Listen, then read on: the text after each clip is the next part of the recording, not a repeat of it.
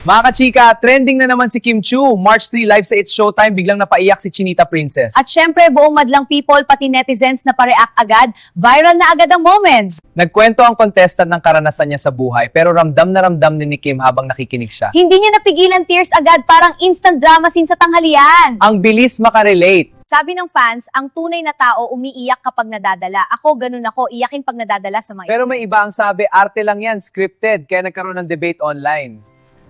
Trending agad sa X at Facebook, may hashtags pa. Di na talaga maawat ang pagiging big star ni Kim. At syempre may memes na rin, Pinoy humor never fails, Pinoy talaga nakakahanap ng opportunity para sumaya. Remember si Kim dati, housemate lang sa PBB Fresh from Cebu, parang wala pang kamuwang-muwang. Ngayon, siya na ang host na kaiyakan ng madlang people. Full circle moment, what a journey! Kung ako ang contestant, baka sabay kami umiyak. Naku, papangit ako sa TV, di bagay sa akin umiyak. Eh baka sabay din kayo mag-viral with matching tissue endorsement, lalo kang sisikat nun.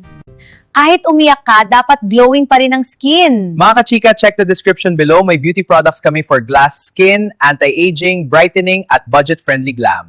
Kahit may drama, blooming pa rin parang Kim Chiu, kahit umiiyak, fresh ang aura. Nasa description ng details. Okay, back to our topic. Kim showed empathy, hindi lang hosting skills. Alam mo yung empathy trait yan ng isang magaling na artista? That's why fans love her. Relatable talaga, parang kapitbahay na marunong makiramay. Pero heto ang side ng mga critics. Sabi scripted daw ang iyak. Ano yun, kahit sa hosting, todo acting pa rin? Pero tears don't lie, di ba? Ang hirap i-fake ng ganong emosyon. Ako sure akong hindi crocodile tears yon. Half supportive, half skeptical ang mga utaw. Parang election results lang. Pero I believe mas marami ang supportive. Kim Chiu yan no less. Classic Pinoy showbiz reaction, hati lagi ang opinion. May nag-edit pa ng Kim Chiu crying challenge. Kung ano-ano mga naiisip. At may version pa na may tissue brand logo. Ang bilis ng creativity, taba ng utak. This moment adds to her legacy as a host. Dami na niyang achievements in and out of showbiz. From PBB winner to Showtime icon, Kim keeps evolving and she is not done yet, mind you. Lahat tayo may times na biglang naiiyak sa kwento ng iba. Bigla na lang ma-remember mo yung mga pinagdaanan mo sa buhay. Hey, relatable si Kim, parang tayo lang na nadadala sa emosyon. Napaka-ordinaryong tao kahit sikat na.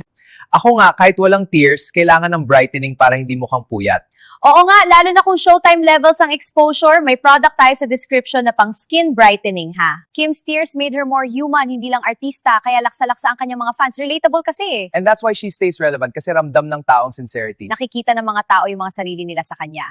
Whether scripted or not, Kim touched hearts nationwide. Nakikita yan sa kung paano nag-react ang mga tao kay Kim. At syempre, another viral moment na naman sa kanyang career. Career na mahirap pantayan, aminin na natin yan. Abangan, baka next time may tissue endorsement na si Kim. At dito lang sa Pinoy Showbiz Chika, lagi kayong updated sa lahat ng kontrobersya. Subscribe to our channel, like and share our videos.